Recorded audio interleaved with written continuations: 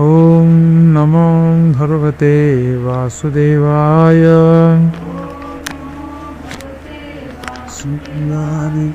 ओम नमो भगवते वासुदेवाय। ओम नमो भगवते वासुदेवाय। नारायणं नमस्कृत्य नरं चैव नरोत्तमं देवीं सरस्वतीं व्यासं ततो जयमुदीरये। नष्टप्रायेषु भद्रेषु नित्यं भागवतसेवया भगवती उत्तमश्लोके भक्तिर्भवती नैष्ठिकी। इसने पंक्ति रखा ये नस्वात है तब तक सुसरकार।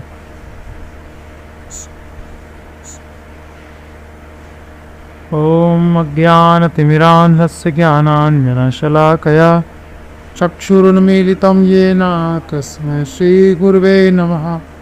श्रीचैतन्यमनोभीष्टं स्थापितं येन भूतले स्वयं रूपः कदा मह्यं ददाति स्वपदान्तिकं।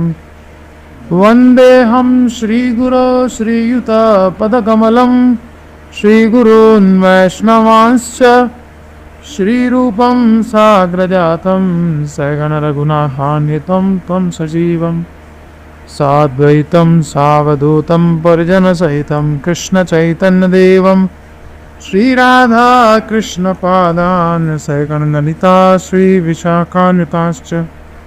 हे कृष्ण करुणा सिन्धु दीनबन्धु जगत्पते गोपेश गोपिका कान्त राधा कान्त नमोस्तुते। तप्तकाञ्चन गौराङ्गी राधे वृन्दावनेश्वरी वृषभानुसुते देवी प्रणमामि हरिप्रिये। वाञ्छाकल्पतरुभ्यश्च कृपा सिन्धुभ्य एव च पतितानां पावनेभ्यो वैष्णवेभ्यो नमो नमः। श्रीकृष्ण चैतन्य प्रभु नित्यानंद श्री अद्वैत गदाधर श्रीवासादि गौर भक्तवृंद। हरे कृष्णा कृष्ण कृष्ण हरे हरे हरे राम राम राम हरे हरे। हरे कृष्णा कृष्ण कृष्ण हरे हरे हरे राम राम राम हरे हरे। हरे कृष्ण कृष्ण कृष्ण हरे हरे हरे राम राम राम हरे हरे। श्री श्री राधा कुंज हरिदास श्रीला प्रभुपाद की निताय गौर प्रेमानंदे हरि हरि बोल। श्रीमद् भगवद गीता दूसरा अध्याय सांख्य योग श्लोक संख्या 48। योगस्थः कुरु कर्माणि संगं त्यक्त्वा धनंजय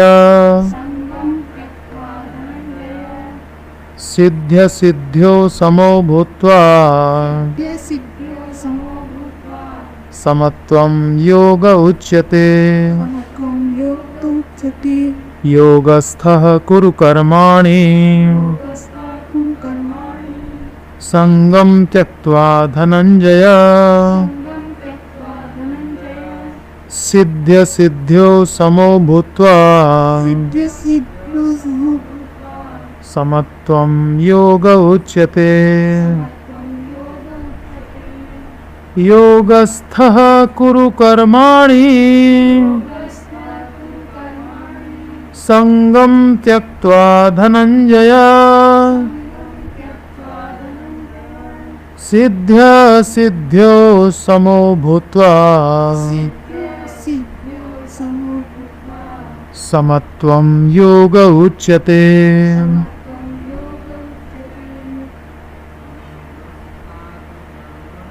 योगस्थः कुरु कर्माणि संगं त्यक्त्वा धनंजय सिद्ध्य सिद्ध्यो समो भूत्वा समत्वं योग उच्यते। योगस्थः कुरु कर्माणि संगम त्यक्त्वा धनंजय।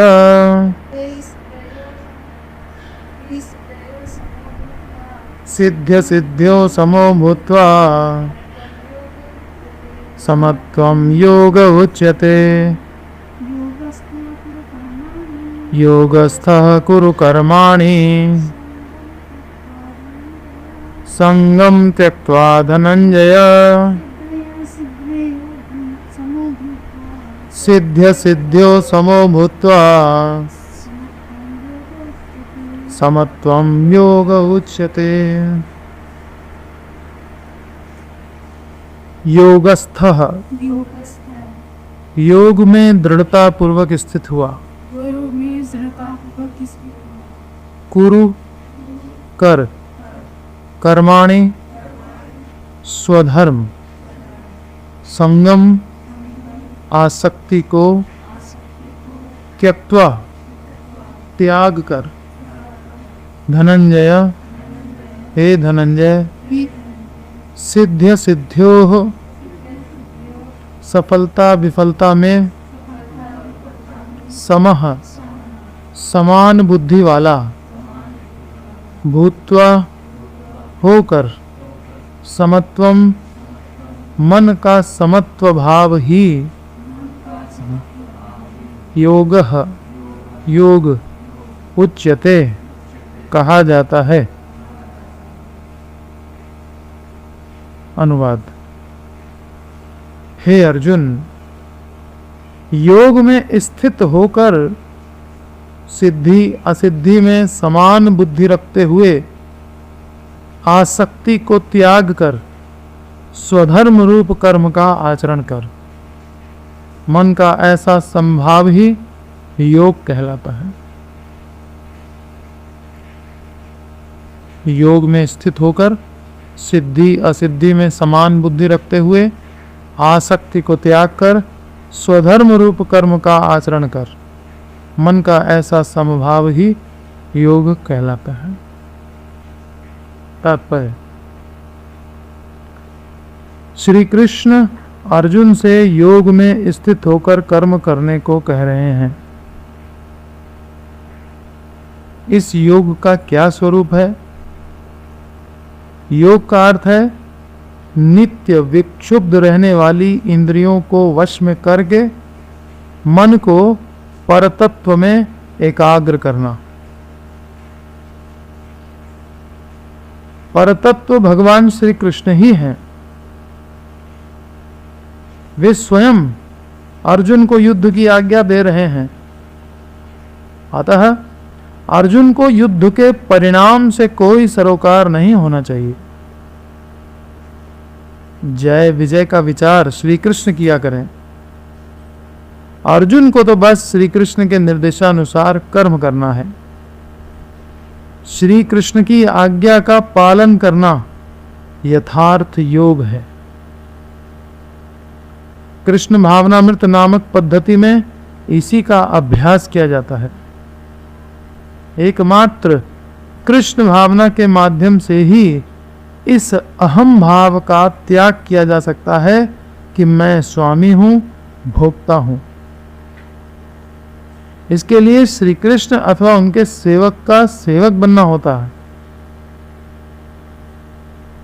कृष्ण भावना भावित स्वधर्माचरण का सन्मार्ग यही है। वास्तव में कृष्ण भावना भावित होकर स्वधर्म का आचरण करना ही योग में स्थित होकर कर्म करना है। अर्जुन क्षत्रिय है, अतः वर्णाश्रम धर्म का अनुयायी है। विष्णु पुराण के अनुसार संपूर्ण वर्णाश्रम धर्म का प्रयोजन श्री विष्णु को प्रसन्न करना है। संपूर्ण वर्णाश्रम का प्रयोजन है विष्णु को प्रसन्न करना। वर्णाश्रम चारवता पुरुषेण परः कुमान विष्णु और आराध्यते पंथा न अन्य तक तोष कारणम। सांसारिक परिपाटी के विपरीत अपनी इंद्रियों की तृप्ति करने के स्थान पर भगवान श्री कृष्ण को संतुष्ट करना चाहिए। श्री कृष्ण का परितोषण किए बिना श्री कृष्ण का परितोषण किए बिना वर्णाश्रम धर्म का भली भांति पालन नहीं हो सकता। परोक्ष रूप में अर्जुन को श्री कृष्ण की आज्ञा अनुसार कर्म करने का परामर्श दिया गया है। जगत गुरु श्रील प्रभुपाद की जय।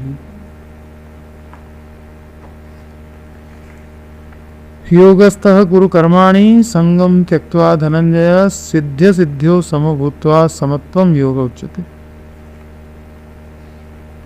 हे अर्जुन, योग में स्थित होकर सिद्धि असिद्धि में समान बुद्धि रखते हुए आसक्ति को त्याग कर स्वधर्म रूप कर्म का आचरण कर मन का ऐसा समभाव ही योग कहा।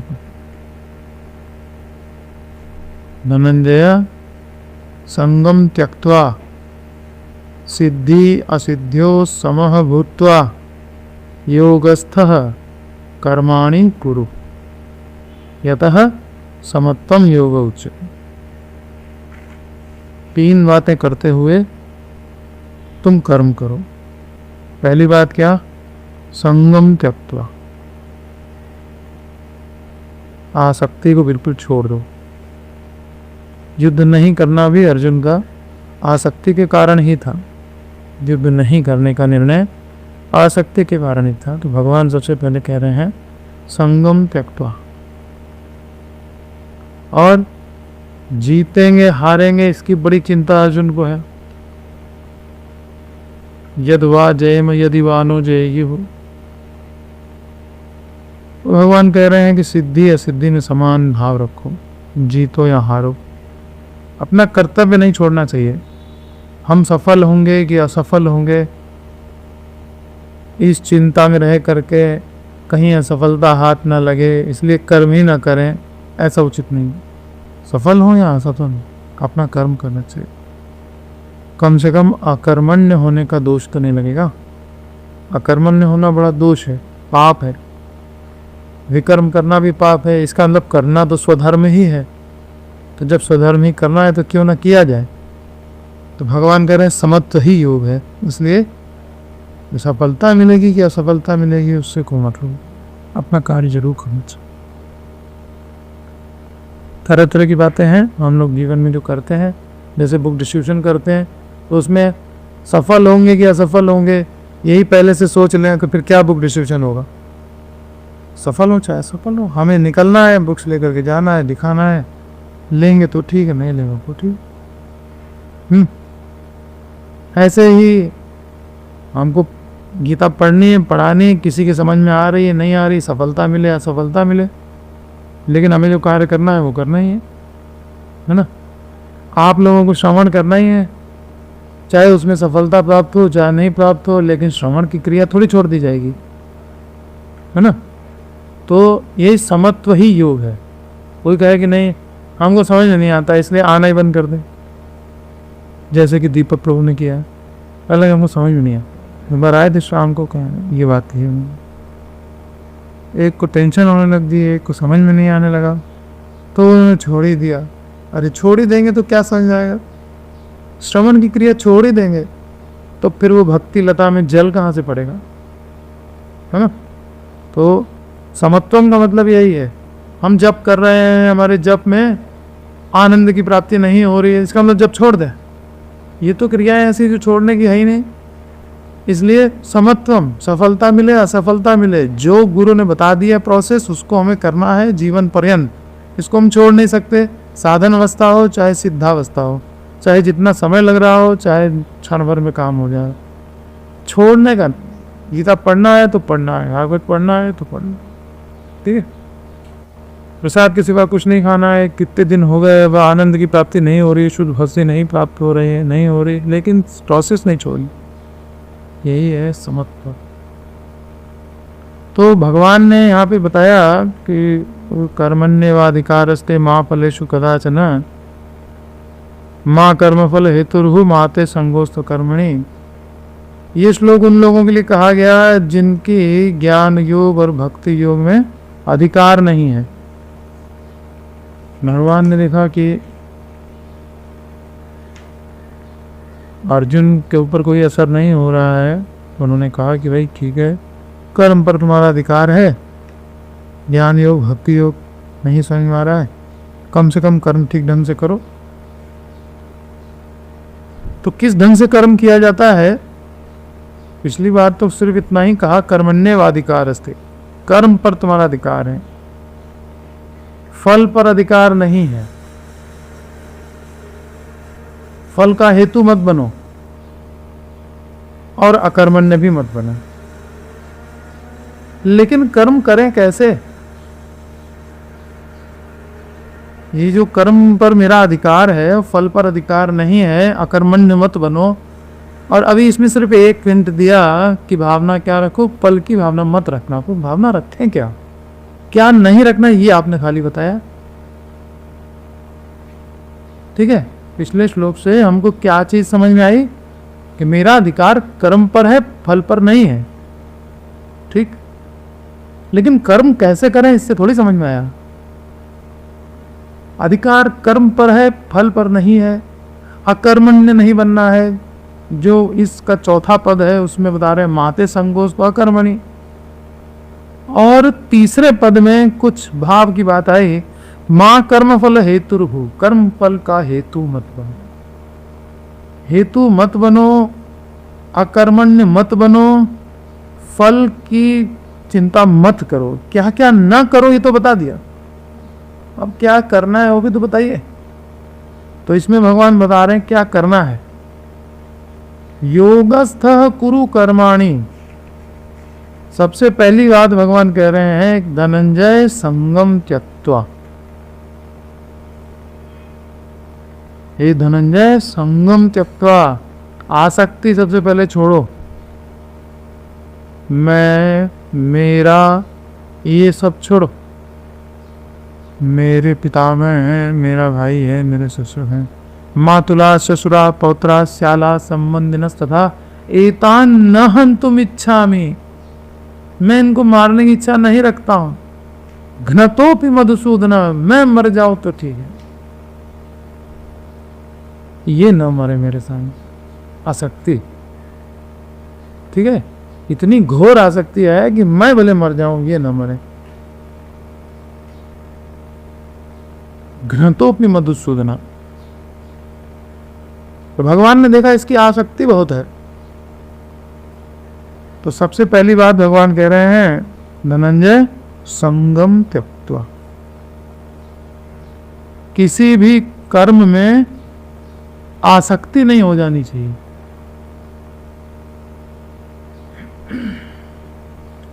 कर्म में या कर्म फल में, कर्म में आसक्ति होने का क्या मतलब है? जैसे दुर्योधन की युद्ध में आसक्ति हो गई, बस हमको युद्ध करना ही है, इनको मार ही डालेंगे अब हम।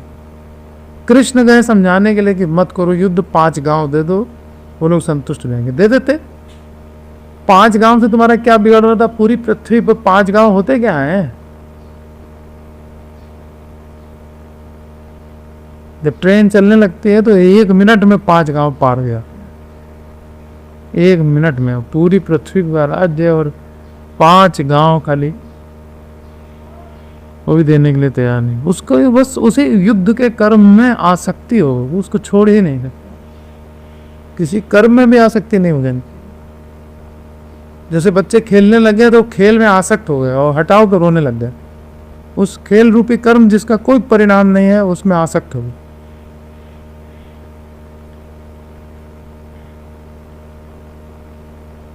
तो धनंजय संगम त्यक्त्वा, और क्या करूं? एक तो संगम त्यक्त्वा, दूसरा सिद्धि असिद्धि समः भूत्वा। जीवन में तुम्हें सफलता मिलेगी कि असफलता मिलेगी इसकी चिंता छोड़ो, तुम खाली स्वधर्म करो। उस स्वधर्म से तुम्हें लाभ होगा कि हानि होगी इसकी चिंता मत करो।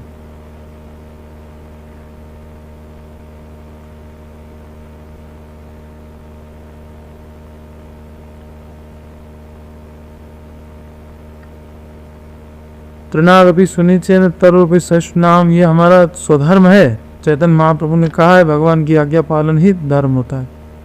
अब कोई इसमें विचार करने लगे कि अरे हम ऐसे विनम्र हो जाएंगे तब तो सब लोग लाभ उठाएंगे, कि हमको सब दबा डालेंगे, ये होगा वो होगा, नहीं।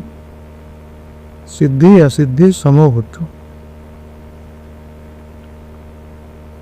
संगम त्यक्त्वा सिद्धि असिद्धि समोभूत्वा और योगस्थः कुरु कर्माणि, योग में स्थित होकर के कर्म।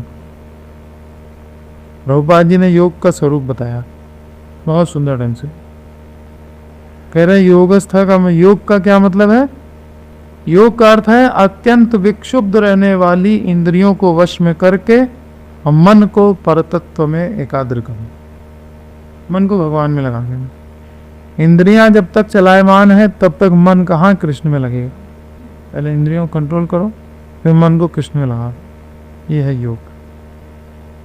तो योगस्थ, उस योग में स्थित हो जाओ। और प्रभुपाद जी ने एक बात और कही कि श्री कृष्ण की आज्ञा पालन करना यथार्थ योग है।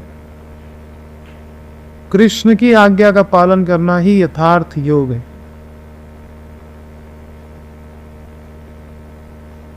तो इसका मतलब इस श्लोक में अर्जुन को कृष्ण की आज्ञा का पालन करने को कहा जा रहा है। लास्ट लाइन प्रभुपाद ने लिख दिया, परोक्ष रूप से अर्जुन को श्री कृष्ण की आज्ञा अनुसार कर्म करने का परामर्श दिया गया है। एकदम आखिरी लाइन, परोक्ष रूप से अर्जुन को श्री कृष्ण की आज्ञा अनुसार कर्म करने का परामर्श दिया इस श्लोक के माध्यम से। योगस्थः, योगस्थः माने कृष्ण की आज्ञा में स्थित हो जा, क्योंकि अंत में उसने किया भी करिष्य वचनम तवा, वही योग में स्थित होकर कर्म करना, कृष्ण की आज्ञा से कर्म करना। योगस्थः कुरु कर्माणि। तो धनंजय संगम त्यक्त्वा सिद्धि असिद्ध्यो समः भूत्वा योगस्थः कर्माणि कुरु, इस प्रकार से कर्म करो। क्यों इस प्रकार से क्यों कर्म करूं? तो कह रहे हैं यतः, क्योंकि समत्वम योग उच्यते, समत्व को ही योग कहते हैं। जब व्यक्ति का भगवान से योग होता है, भगवान जिसको प्राप्त रहते हैं उसको इसकी टेंशन ही नहीं होती है कि क्या होगा क्या नहीं होगा। सबसे पहले तो वो निर्भय ही हो जाता है, उसको कहाँ का भय रहता है। तो समत्व में रहता है, सफलता असफलता सुख दुख हानि लाभ, वो बस अपना कर्तव्य पालन करना जानता है, आज्ञा पालन करना जानता है। उसका परिणाम जो भी होगा उसमें वो सम रहना है। समत्व को ही योग कहते हैं। अगर हम समत्व में नहीं हैं तो फिर हम योगी नहीं हैं।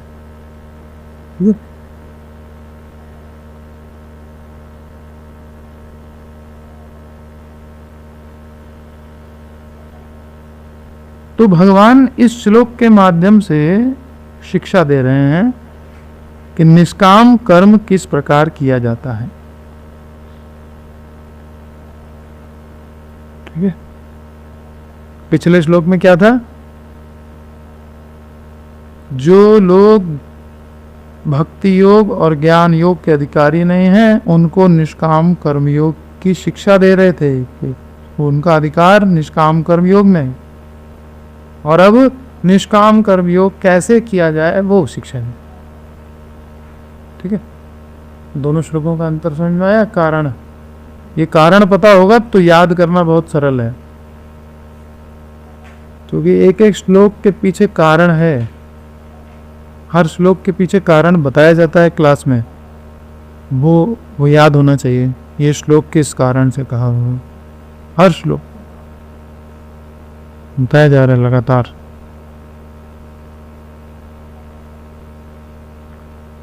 इस श्लोक के द्वारा भगवान यह शिक्षा दे रहे हैं कि निष्काम कर्म को किस प्रकार किया जाए। ठीक है, भक्ति योग और ज्ञान योग पे मेरा अधिकार नहीं है तो आपने कह दिया कि कर्मण्येवाधिकार अस्ते, पर अब बताइए कैसे करें। तो भगवान कह रहे हैं योगस्थ कुरु कर्माणि संगम त्यक्त्वा धनंजय सिद्ध्य सिद्ध्यो समभूत्वा समत्वम योग उच्यते। बस तीसरा अध्याय इसी एक श्लोक की व्याख्या है। एक श्लोक पूरा अध्याय की व्याख्या है। बुद्धि योग जितना बताया गया उसकी 6 अध्यायों में व्याख्या की जाएगी। 6 श्लोक बताए गए और 6 अध्याय में व्याख्या होगी उसकी।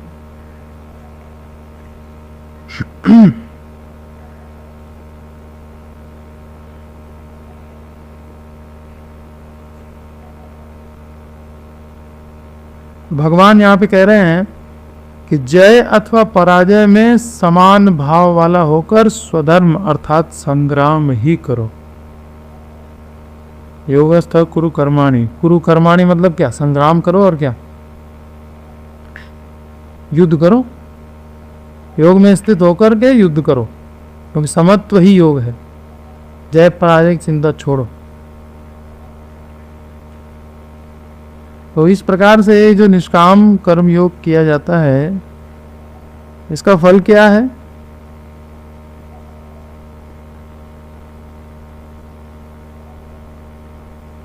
चित्त की शुद्धि। चित्त की शुद्धि के बाद क्या होगा? ज्ञान योग की प्राप्ति। ज्ञान योग की प्राप्ति होगी। जिस ज्ञान योग पर अर्जुन का अधिकार नहीं था, उस ज्ञान योग तक भगवान अब कर्मयोग के माध्यम से पहुंचाएंगे अपने। आ रहा सही? तभी तो कर्म ज्ञान मिश्रित भक्ति करेगा। अभी तो केवल कर्मण्येवाधिकार से, ज्ञान का कहीं नाम ही नहीं है। कर्मयोग बता रहे हैं, भक्ति का कहीं नाम ही नहीं है। केवल कर्मयोग हो गया ये, इसमें भक्ति कहाँ? भगवान का कहीं नाम ही नहीं है। लेकिन इस कर्मयोग से चित्त की शुद्धि होगी और चित्त की शुद्धि से ज्ञान योग की प्राप्ति होगी, या ऐसे कहा जा सकता है कि इस निष्काम कर्मयोग के फल से ही ज्ञान योग प्राप्त होता है। इस निष्काम कर्मयोग के फल से ही ज्ञान योग प्राप्त होता है। फिर आगे भक्ति योग प्राप्त होगा। ज्ञान योग में बहुनाम निर्मनाम अंते ज्ञानमान माम प्रपद्यते वासुदेव सर्वमिति समात्मा सुबुद्धि।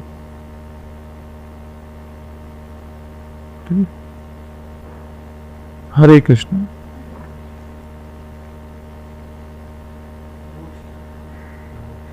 इनडायरेक्ट, डायरेक्ट ना कह करके मेरी आज्ञा मानो। श्रीमद् 2 बार ऐसे सिद्धि असिद्धि नहीं, एक को आदेश, एक सिद्धि असिद्धि को समान समझते हुए कर्म करो। ठीक है? और फिर भगवान समझा रहे हैं समत्व को ही योग कहते। सिद्धि असिद्धि को समान समझते हुए कर्म करो। पूछो क्यों करें? क्योंकि समत्व को ही योग कहते हैं। आए फ्रेंड, ये ऐसे हमने बोला भी, लेकिन तुमने ध्यान नहीं दिया। इसका अन्वय इस प्रकार से है।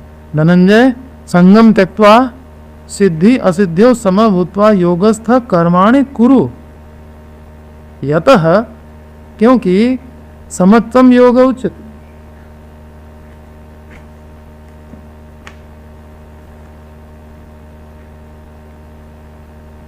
श्रीमद् भगवद गीता यथारूप की जय। श्रील प्रभुपाद की जय। निताय गौर प्रेमानंदे। हरि हरि बोल।